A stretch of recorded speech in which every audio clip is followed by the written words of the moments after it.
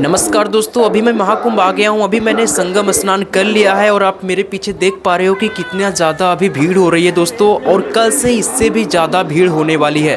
तो अगर आप 2 से 3 दिनों के अंदर ही महाकुंभ आना चाह रहे हो, क्योंकि ये लास्ट वीकेंड चल रहा है, तो जो लोग महाकुंभ आ नहीं पा रहे हैं वो लोग इसी हफ्ते आने वाले हैं। तो दोस्तों, अगर आप 2 से 3 दिनों के अंदर ही महाकुंभ आने वाले हैं तो आपको कुछ खास बातें मैं बताना चाहूँगा, जिससे आपका महाकुंभ आना आसान हो जाएगा और आप संगम स्नान आसानी से कर पाएंगे। तो अभी मैं महाकुंभ अकेले आया था और यहाँ पर मेरे को कोई ऐसी खास प्रॉब्लम नहीं आई, ना ही तो मेरे को कोई ऐसी खास समस्या दिखी। और अभी मैंने आसानी से स्नान भी कर लिया और यहाँ से मैं अब निकलने वाला हूँ। तो अगर आप चैनल पर नए हो तो सब्सक्राइब जरूर कर लेना। चलिए आज की इस वीडियो को शुरू करते हैं। नमस्कार दोस्तों, my name is Neeraj Kumar. मैंने 19 फरवरी को ये सोचा था कि मैं महाकुंभ जाऊंगा, बट उस समय मैंने दोस्तों से बात किया तो दोस्तों ने मना कर दिया कि वो महाकुंभ नहीं जा सकते, उनके पास इतना वक्त नहीं है। जब दोस्तों ने मना कर दिया कि उनके पास इतना वक्त नहीं है, वो अभी जा नहीं सकते, फिर मैंने डिसाइड किया कि मैं महाकुंभ अकेले जाऊंगा। और अगले ही दिन मैं 20 फरवरी को करीब 6 बजे मैं अपने घर से निकल गया।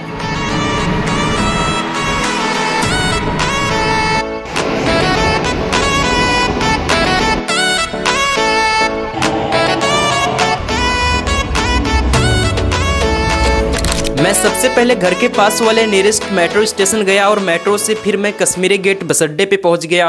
तो दिल्ली के कश्मीरी गेट बस अड्डा पे पहुंचने के बाद मैंने वहां पर देखा सारी बसें फुल थी और फिर मैं सोच में पड़ गया कि मैं महाकुंभ कैसे पहुंचूंगा। तब मैंने डिसाइड किया कि मैं ऑनलाइन ही बस बुक कर लेता हूं। जब मैंने रेड बस की एप्लीकेशन को ऑन किया तो वहां पर सारी बसें फुल दिख रही थी, बट कुछ बसें खाली थी, बट उनका बहुत ज़्यादा किराया था।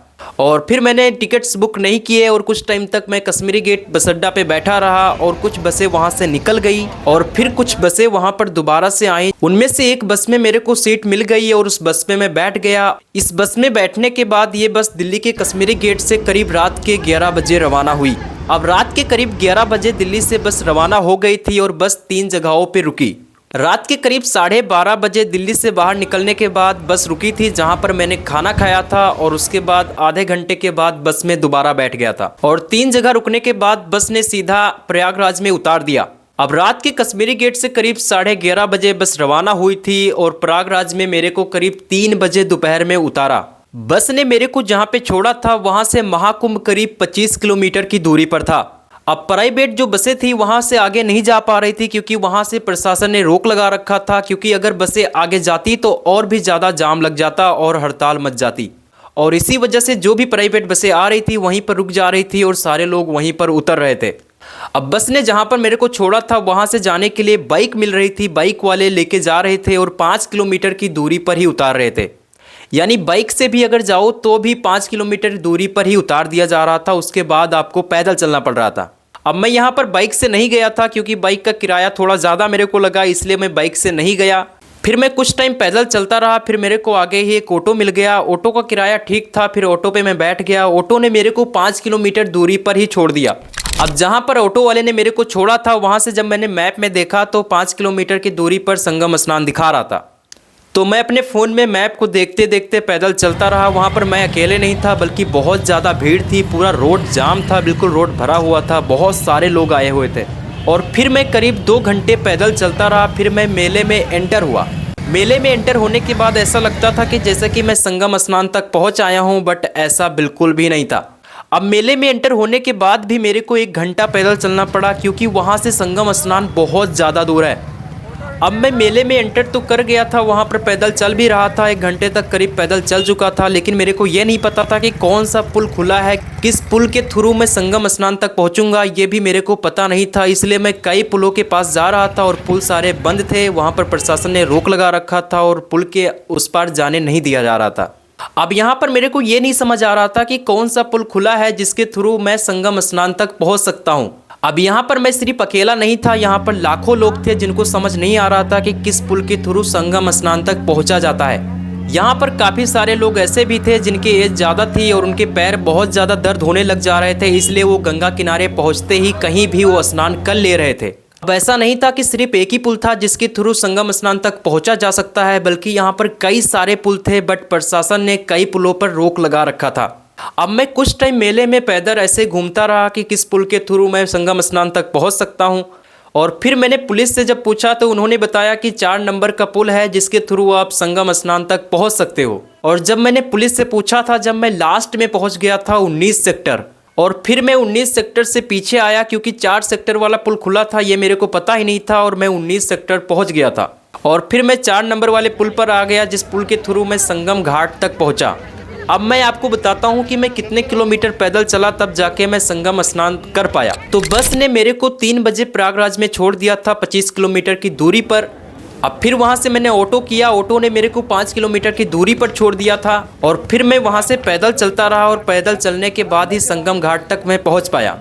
तो आप स्क्रीन पर देख पा रहे हो मैं कितने किलोमीटर पैदल चला हूँ तब जाके मैंने संगम स्नान किया। अब मैंने संगम स्नान कर लिया था और पुलिस यहाँ पर अनाउंसमेंट भी कर रही थी कि जिसने भी स्नान कर लिया है वो जल्दी जल्दी यहाँ से निकले क्योंकि दूसरे लोगों को भी स्नान करना है। अब स्नान करने के बाद एक वापसी आने का रास्ता बनाया गया है, तो उस रास्ते के थ्रू बहुत सारे लोग वापस आ रहे थे, उन्हीं लोगों के साथ मैं वापस आने लग गया। तो वापसी रास्ते में हनुमान जी की मंदिर मिलती है जो कि बहुत ज़्यादा प्रसिद्ध है। यहाँ पर बहुत सारे लोग जो है उनके दर्शन कर रहे थे। तो अंदर तो बहुत ज़्यादा भीड़ थी, इसलिए मंदिर में मैं नहीं जा पाया क्योंकि मैं अकेला भी था। इस वजह से बाहर ही बहुत बड़ा स्क्रीन लगाया गया है, तो स्क्रीन पर ही देखकर आप दर्शन कर सकते हो। यहाँ पर भी बहुत सारे लोग दर्शन कर रहे थे। तो हनुमान जी का दर्शन करने के बाद थोड़ा सा जो भी खाना पीना खाना था मैंने खाना खा लिया और फिर वापसी वाले रास्ते पर दोबारा से मैं आ गया। अब रात के करीब 8:30 बज गए थे और फिर मैं वापस आने लग गया और मैं बस ढूंढने लग गया कि कहाँ पर बस अड्डा है जिसके थ्रू मैं दिल्ली पहुँचूँगा। वापसी वाले रास्ते में मैंने पुलिस प्रशासन से बात किया तो उन्होंने बताया कि आपको सिविल लाइन जाना होगा जहां से आपको बस मिलेगी दिल्ली के लिए। और पुलिस ने बताया कि इस रोड पर आप सीधे जाइए, सीधे से आप राइट साइड मुड़ जाना जहां से आपको सिविल लाइन नाम का एक बस अड्डा होगा, वहीं से आपको जो है बस मिलेगी। तो वापसी वाले रास्ते पर भी मैं करीब 1 घंटा तक पैदल चलता रहा और जब मैंने फ़ोन में चेक किया तो मैं 10 किलोमीटर पैदल चल चुका था, लेकिन अभी भी बस अड्डे तक मैं नहीं पहुँचा था। तो 10 किलोमीटर पैदल चलने के बाद मैंने पुलिस से दोबारा पूछा कि यहाँ का बस अड्डा कहाँ पर है जिसके थ्रू मैं दिल्ली पहुँच सकता हूँ। तो वहाँ के पुलिस ने मेरे को बताया कि सिविल लाइन नाम का कोई बस अड्डा ही नहीं है। तो पुलिस प्रशासन से मैंने फिर से पूछा कि यहाँ का बस अड्डा कौन सा है जिसके थ्रू मैं जो है दिल्ली पहुँच सकता हूँ। तो पुलिस प्रशासन ने बताया कि यहाँ का जो बस अड्डा है वो है नेहरू पार्क बस स्टैंड, जिसके थ्रू आप दिल्ली पहुँच सकते हो। तो पुलिस से पूछने के बाद मैंने बस स्टैंड का नाम डाला और फ़ोन के थ्रू जो है देखते हुए चल पड़ा। अब मेरे फ़ोन में दिखा रहा था 9.5 किलोमीटर, जिसको मैं देखकर बहुत ज़्यादा हैरान हो गया कि 9 किलोमीटर में पैदल दोबारा से चलूँगा। ऐसा नहीं था, वहाँ पर मैं अकेले पैदल चल रहा था, वहाँ पर लाखों लोग ऐसे थे जो पैदल चल रहे थे। पूरी रोड फुल जाम थी और लोग पूरी रोड पर फुल भर के चल रहे थे क्योंकि इस भीड़ में कोई गाड़ी या फिर कोई बस नहीं चल रही थी जिसके थ्रू आप बस स्टैंड तक पहुँच सकते हो। यहाँ पर सिर्फ बाइक मिल रही थी, बाइक के थ्रू लोग बस स्टैंड तक पहुँच रहे थे। तो मैं करीब 1 किलोमीटर पैदल चलने के बाद मैंने भी बाइक किया और बाइक वाले ने मेरे से 200 रुपीज़ लिए और उसने बस स्टैंड तक मेरे को छोड़ दिया। अब बस अड्डा पर पहुंचते पहुंचते रात के करीब 10:30 बज गए थे। अब मैं दिल्ली वाली बस में बैठ गया, वहां से बस 11:30 बजे रात में निकली। अब करीब 15 घंटा बस में बैठने के बाद बस 1 बजे दोपहर में दिल्ली में एंटर हुई और दिल्ली के आनंद विहार बस अड्डा पर बस करीब 2:30 बजे पहुंची और फिर मैं दिल्ली के आनंद विहार बस अड्डा से मेट्रो से सीधा अपने घर आ गया। तो अगर आप आज या कल में ही महाकुंभ जाने वाले हो, क्योंकि आज से 3 दिन ही बचा है, 3 दिन में आप जाने वाले हो, तो मैं आपको बताना चाहूँ तो वहाँ का 4 नंबर पुल खुला है जिसके थ्रू ही आप संगम घाट तक पहुँच सकते हो। और पिछले 40 दिनों में करीब 58 करोड़ से भी ज़्यादा लोगों ने महाकुंभ में स्नान किया है। कुंभ बेसिकली 4 तरह का होता है। पहला है कुंभ, सेकंड पर आता है अर्ध कुंभ और थर्ड पे आता है पूर्ण कुंभ और फोर्थ पर आता है महाकुंभ।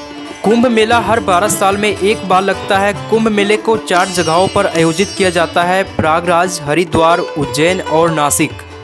इन चारों जगहों पर अर्ध कुंभ मेला हर 6 साल में लगता है। 12 बार पूर्ण कुंभ लगने के बाद महाकुंभ लगता है। महाकुंभ 144 सालों में एक बार लगता है। शास्त्रों के अनुसार अगला महाकुंभ 2169 में प्रयागराज में दोबारा से लगेगा।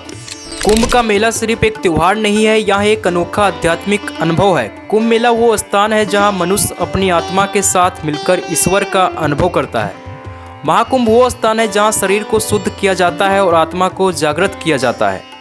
महाकुंभ के जल में डुबकी लगाने से भगवान से निकटता का अनुभव होता है।